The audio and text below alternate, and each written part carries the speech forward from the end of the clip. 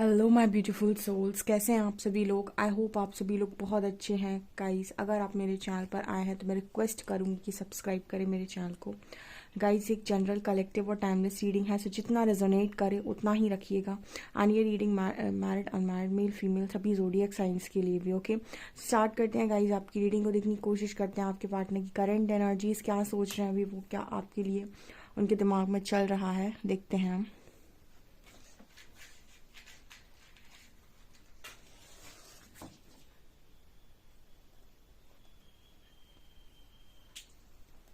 Focus कीजिएगा guys अपने person की एनर्जीज पे। यहाँ पर आज न्यू मून भी है और यहाँ पर सबसे पहले न्यू मून ही आया है। ठीक है, सो वाह, ये तो बड़ी खूबसूरत एनर्जी है। आपको लेकर पहला मैसेज है गाइज कि आपको लेकर इमोशंस इस पर्सन की बहुत हाई थी आज के दिन में। ठीक है,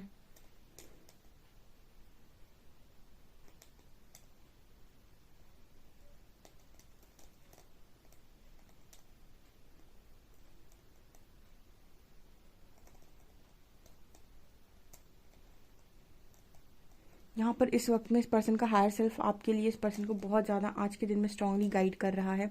इस पर्सन को आपसे रिलेटेड आज के दिन में बहुत साइन मिलने वाले हैं गाइज। आपसे रिलेटेड सॉन्ग सुनाई देने वाले हैं, आपका नाम दिखाई देने वाला है, आपसे रिलेटेड बहुत सारी चीज़ें इस पर्सन के सामने आएंगी आज के दिन में या फिर आई हो सकती हैं।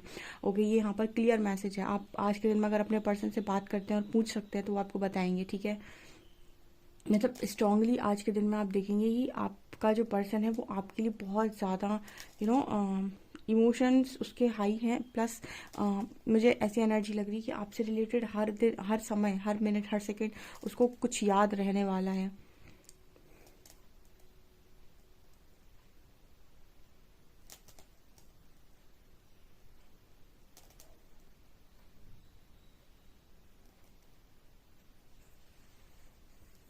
ये पर्सन ना अपने आप को आपके पास आने से खुद ही नहीं रोक पा रहे। आई मीन इस पर्सन की एनर्जी ये है कि ये खुद को कंट्रोल नहीं कर पा रहे हैं। यहाँ पर जब इस पर्सन के इमोशंस हाई हो रहे हैं तो जैसे ये पहले अपनी ईगो से अपने आप को कंट्रोल कर रहे थे, अपने गुस्से से अपने आप को कंट्रोल कर रहे थे, आपसे बात करने से, आपके पास आने से, अभी फ़िलहाल ये एनर्जी नज़र नहीं आती है। ओके,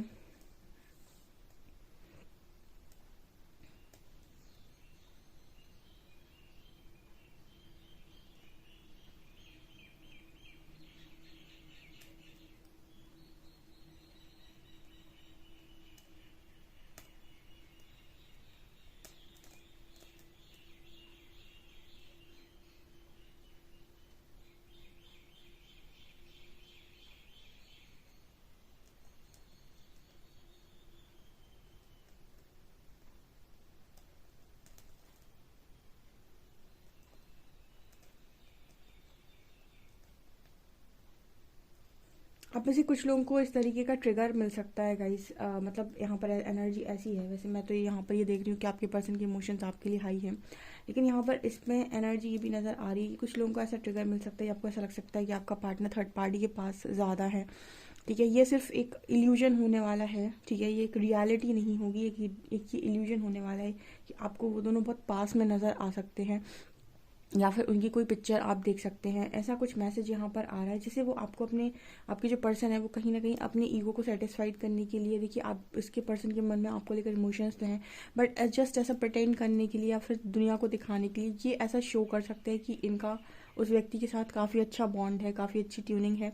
तो आपको ऐसी कोई पिक्चर इस पर्सन की तरफ से देखने को मिल सकती है, इनकी कोई डीपी आपको इस तरीके से देखने को मिल सकती है। एंड आपको लगेगा कि सब कुछ बेकार है, सब कुछ, मतलब ये ट्रिगर आपके लिए हो सकता है अगर आज भी आपका जो फोकस है वो खुद पर ना होकर थर्ड पर्सन पर है। मतलब यहाँ पर मैसेज इस तरीके से आ रहा है कि अगर आपका फोकस थर्ड पर्सन पर और आप हमेशा ऐसे मैनिफेस्ट करते हैं कि थर्ड पर्सन आपकी लाइफ से निकल जाए, इट मीन्स कि आप ऐसा मानते हैं कि थर्ड पर्सन आप लोगों के बीच में है।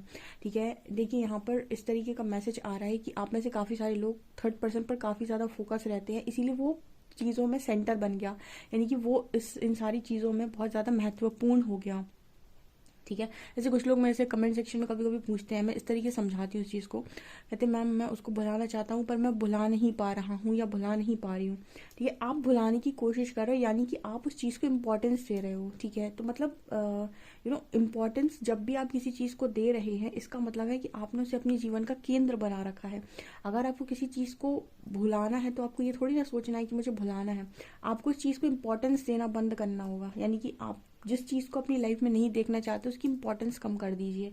जैसे अगर आप थर्ड पर्सन को नहीं देखना चाहते तो आपका पर्सन क्या कर रहा है, कैसे कर रहा है, किसके साथ है, ये आप सोचना बंद कर दीजिए। मतलब थर्ड पर्सन का पूरा फोकस आप अपने ऊपर शिफ्ट कर लीजिए। जैसे यहाँ पर ये मैसेज मिल रहा है कि अगर आप ज़्यादा उस तरफ देखने की कोशिश करेंगे कि क्या हो रहा है, कैसे हो रहा है, या फिर अगर आप स्टॉक करते हैं, हो सकता है ये ट्रिगर आपकी तरफ आ जाएगा इस, ठीक है, क्योंकि आपको वो चीज़ें नज़र आ सकती हैं जो शायद कहीं ना कहीं आपके अंदर हैं। और आप एक दिन देखिएगा जब आप बहुत धीरे धीरे, बहुत सारे लोग इस तरीके के यहाँ पर हैं, जब धीरे धीरे वो इस तरीके की चीज़ों को लगातार अनुभव करते हैं तो एक टाइम ऐसा आता है कि उन्हें कोई फ़र्क नहीं पड़ता है। यानी कि वो इशू ट्रिगर हो के वो एनर्जी आपके अंदर से पूरी तरीके से रिलीज़ हो चुकी है कि आपको थर्ड पार्टी से कोई फ़र्क भी पड़ता है।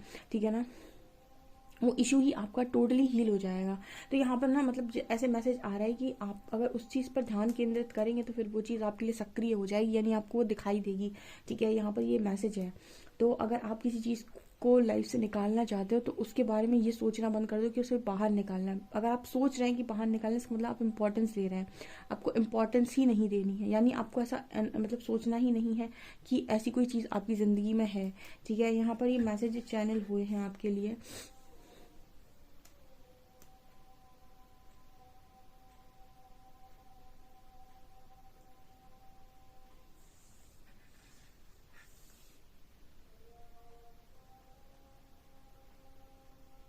यहाँ पर इस तरीके का भी मैसेज है कि आपका जो पर्सन है वो कहीं ना कहीं आपके लिए काफ़ी इमोशनल है और काफ़ी ज़्यादा उसको आपके लिए फीलिंग्स आ रही हैं।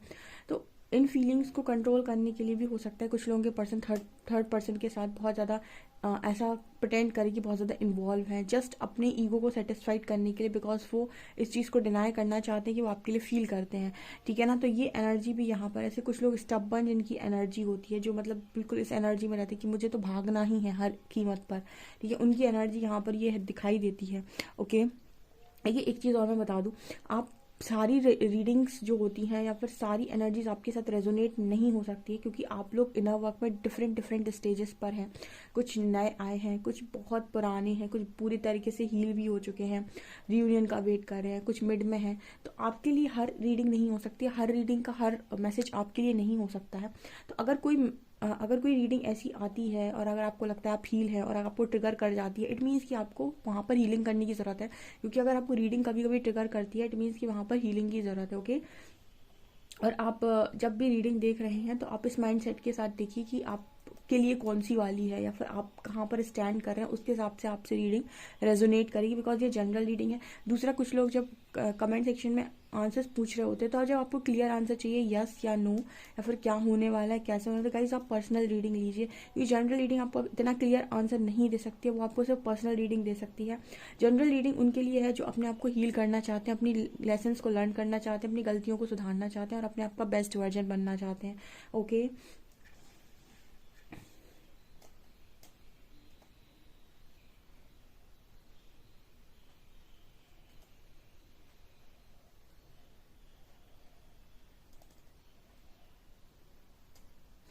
इस वक्त में मुझे यहाँ पर एनर्जी ऐसी लग रही है कि आप लोगों का झगड़ा या फिर आप लोगों की बातचीत इस चीज़ पर हो सकती है गाइस, कि आपको पर्सन अगर आपको किसी चीज़ के लिए ब्लेम करता है तो यहाँ पर आप बहुत ज़्यादा रिस्पॉन्स करने वाले हैं इस पर्सन को। रिस्पॉन्स करने का मतलब है कि आप इस पर्सन से कहीं ना कहीं इस पर्सन को बताना चाहते हैं कि यू नो मतलब यहाँ पर ये एनर्जी निकल कर आ रही है कि अगर ये पर्सन आपको किसी चीज़ के लिए ब्लेम करते हैं तो कहीं कहीं ना कहीं आप इस पर्सन की इस चीज़ को आप टॉलरेट नहीं करेंगे कि यह पर्सन आपको किसी भी चीज़ के लिए ब्लेम करके निकल जाते हैं।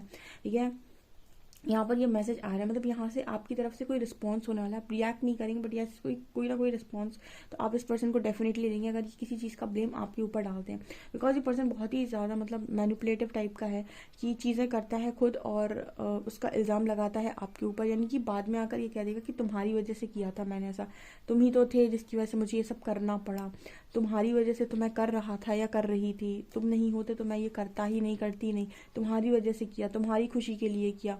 ठीक है, कुछ लोग ऐसे मैनिपुलेटर्स होते हैं, उसी तरीके की एनर्जी है ये कि करते अपनी मर्जी से हैं, करते अपनी ईगो को सेटिस्फाइड करने के लिए, करते अपने गुस्से के लिए है, और जब आएंगे आपकी तरफ तो कहेंगे मैंने तुम्हारी खुशी के लिए किया, तुम्हारी खुशी के लिए मैं दूर हुआ या दूर हुई। ठीक है, ये नहीं कहेंगे कि अपने ईगो को सेटिस्फाइड करने के लिए किया। इस तरीके के कुछ लोग हो सकते हैं, तो यहाँ पर आपकी तरफ से उनको रिस्पॉन्स जाएगा डेफिनेटली।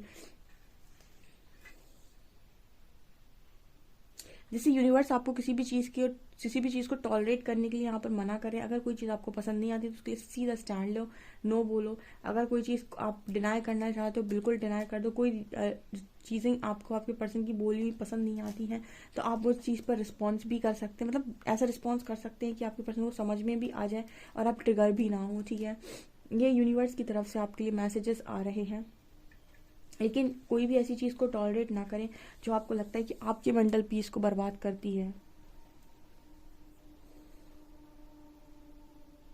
क्योंकि ये पर्सन की एनर्जी ऐसी है कि ये अपनी पूरी नेगेटिविटी आपकी तरफ फेंक फाँक के चले जाते हैं। ठीक है, इस तरह की मैसेज है। देखिए यहाँ पर आपके कंपैरिजन में आपका जो पार्टनर है वो काफ़ी नेगेटिव है।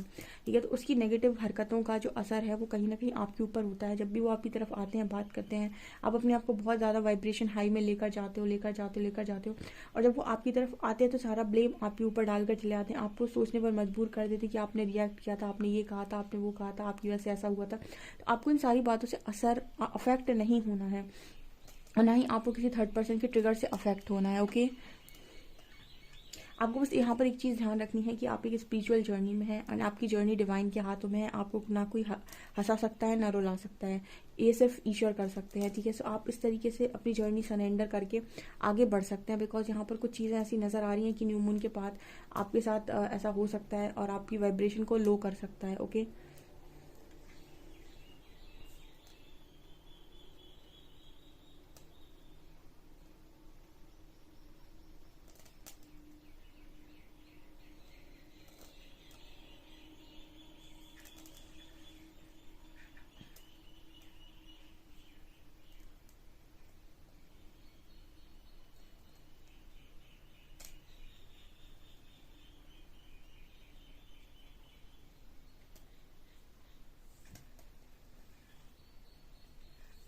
मुझे ना ऐसी एनर्जी फील हो रही है कि इस पर्सन का ना बहुत ज़्यादा इस समय में दिखावा चल रहा है गाइस। ठीक है, बहुत ज़्यादा इस पर्सन की एनर्जी में शो ऑफ है, मतलब ये चीज़ें दिखा रहे हैं कि बहुत ज़्यादा अच्छी चीज़ें हैं, बहुत अच्छे जोड़ी के साथ हैं, बहुत अच्छा कपल है इस पर्सन का। मतलब कुछ चीज़ें जैसे मुझे यहाँ पर एनर्जी फील हो रही है कि ये पर्सन जो कर रहे हैं वो दिखावे के लिए कर रहे हैं, मतलब कि उसमें रियलिटी नहीं है।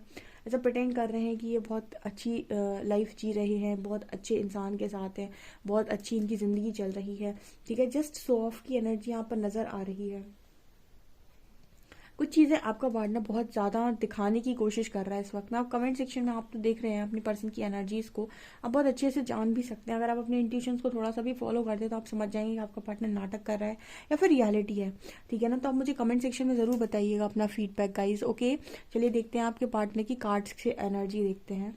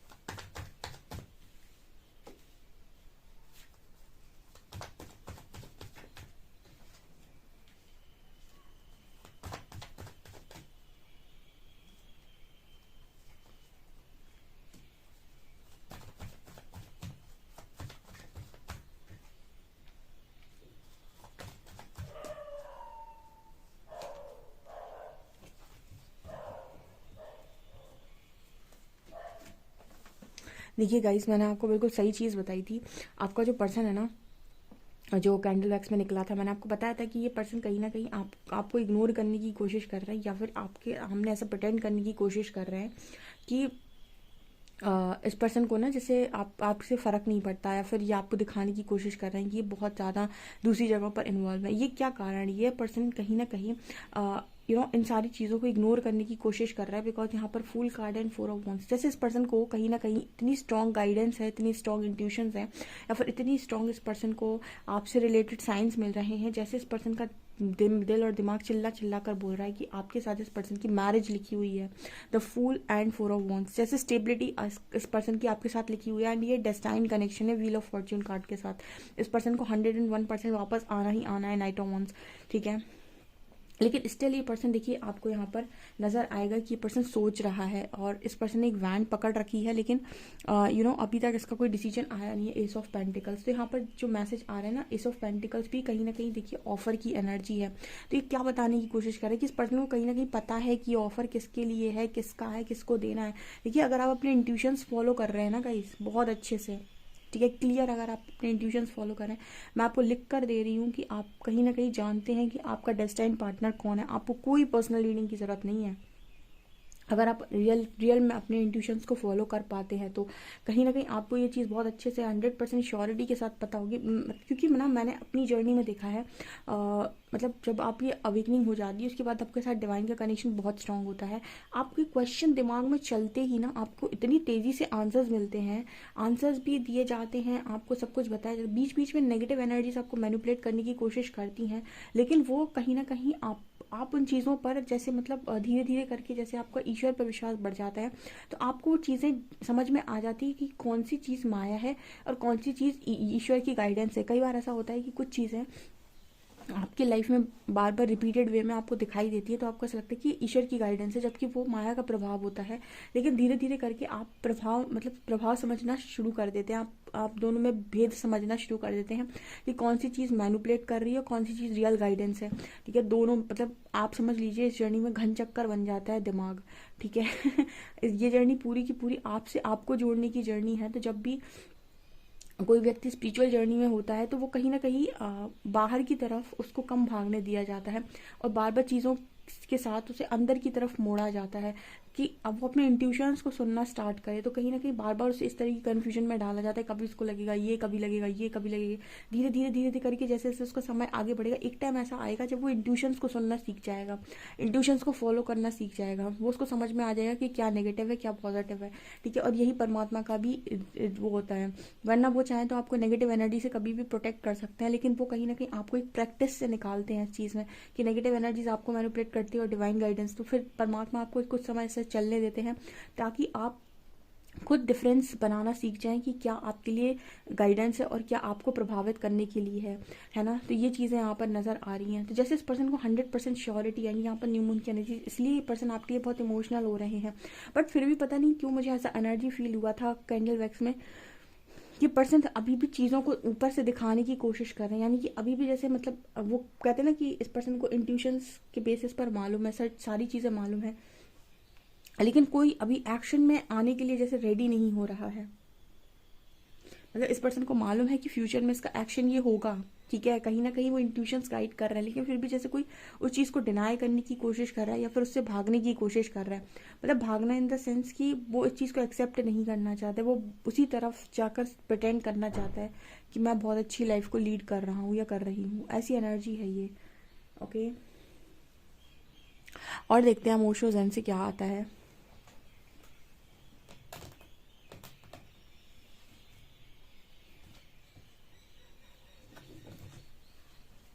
डियर, हम ओशो ज़ेन से ना देखकर हम देखते हैं नेक्स्ट सेक्शन इस रीडिंग पर क्या होने वाला है। ओके, हम नेक्स्ट सेक्शन देख लेते हैं, मज़ा आएगा। ओके,